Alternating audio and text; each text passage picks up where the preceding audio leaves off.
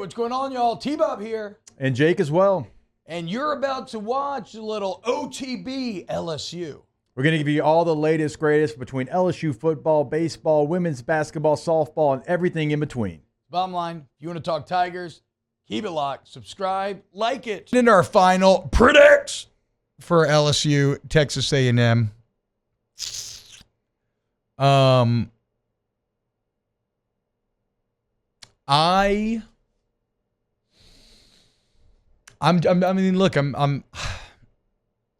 It just feels okay. My hesitation comes in the fact that this is the third game in a row in which I'm going to say this exact same thing. I know. But I feel I'm choosing LSU by 3.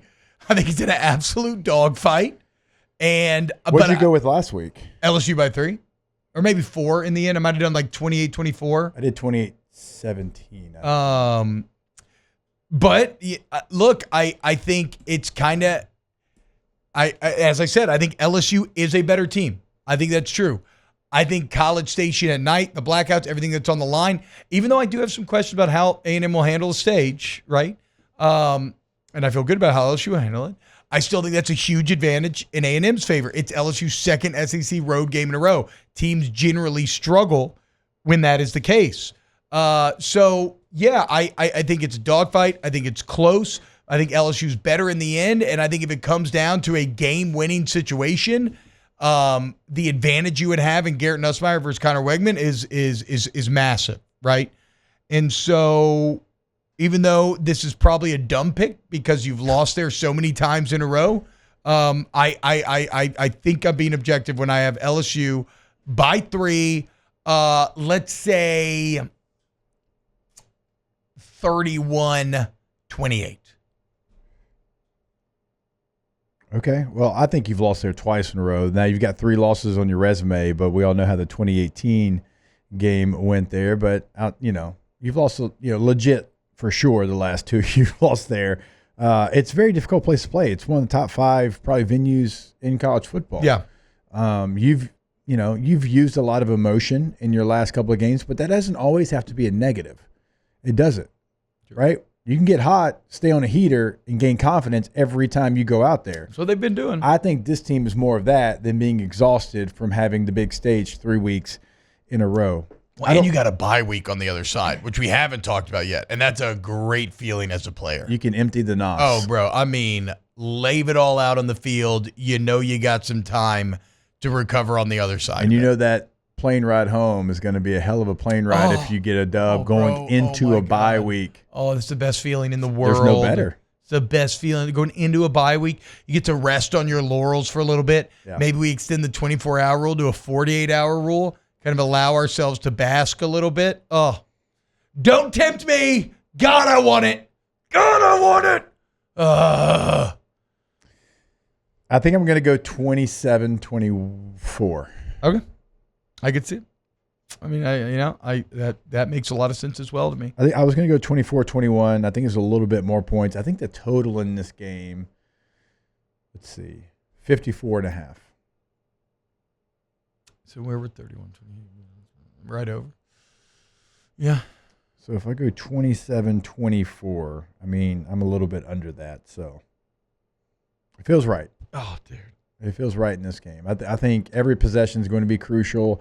I don't think you have a governor on what you're trying to do, but I'm wondering what the aggression on both sides of the football is going to be. Do you try to, like if we're boxing terms, how many haymakers do you try to throw? Or are you trying to go 12 rounds and pick your opponent apart? For LSU? For either team, really. I think LSU's throwing haymakers. I think that's been their defensive style the whole year. Offensively, maybe it's a bit more of the sweet science, a bit more, jab, let's feel them out, jab, jab, jab. Head body. Yeah, head body, pop, pop, pop. Little left hook to the body. But yeah, defensively, that's kind of been your MO all year is let's get after it. And if you beat us on one play, congratulations. We're going to tackle well in space. And you're going to have to do it again and again and again. And eventually we're banking on the fact we'll force a fumble. You'll go for it on 4th down. Like eventually your drive will come to an end. Defensively, I agree with you. I mean, that's just who Blake Baker is. That's how this defense thrives. It's kind of the personality of this defense when you look at all the players that they have and led by, Whit Weeks right there in the middle. I mean, he's a man possessed. Like, he plays with chaotic energy in the best way possible.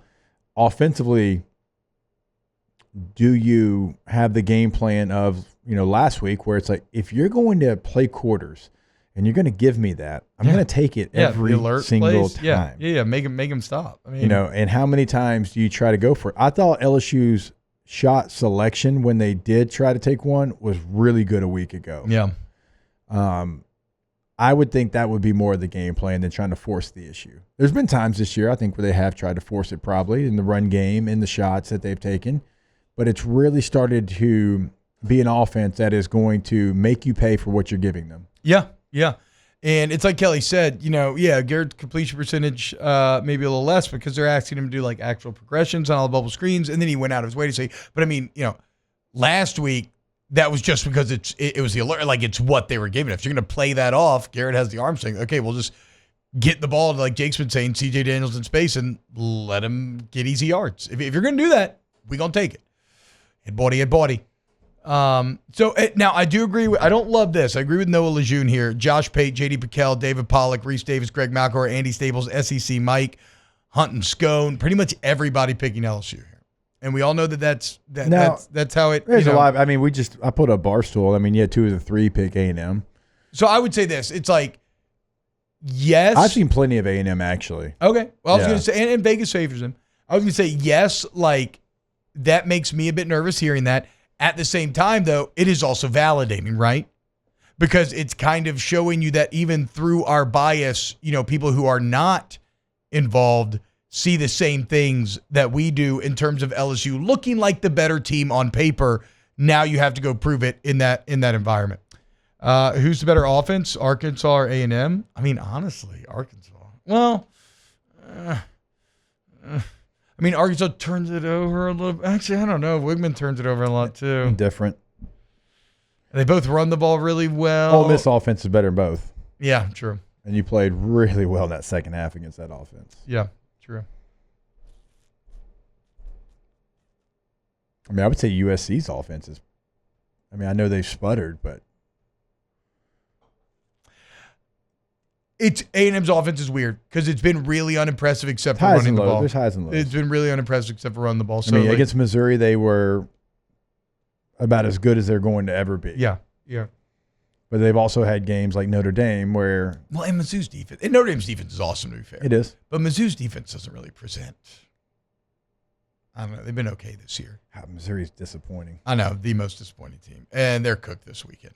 Missing. Yeah, Drew Pine ain't it. Yeah. But even like the Mississippi State game, A&M's offense was just kind of all right. Yeah, no, I'm with you. I mean, it's the Missouri game's the game. Yeah. It's the tape. Bowling Green, they didn't look great. Grayson says, I think I've heard like 4 analysts say they're picking LSU because we keep picking LSU wrong. Yeah, I mean, there's definitely been. Remember, this is an LSU team where a lot of people everybody's picked LSU against LSU the last 2 weeks. Oh yeah, yeah. No, it's a thing where everybody's been waiting for the other shoe to drop on this team because the first time they were on the main event stage was LSU USC. Yeah, they're pretty disappointing in that game, and then after that, people, you got lucky to beat South Carolina again. Better be lucky than good and all that. Mm-hmm. And then the Ole Miss thing started to gain respect, but was it still just a one-off? Then the final score of Arkansas definitely kind of has started to bring some people over. Whew. Wow, Jake, what incredible takes. I mean, those guys, they're just the best. I think so. And if you think so, again, hit the like button, subscribe, ring the bell so you get notifications when we post every single day here on OTB LSU.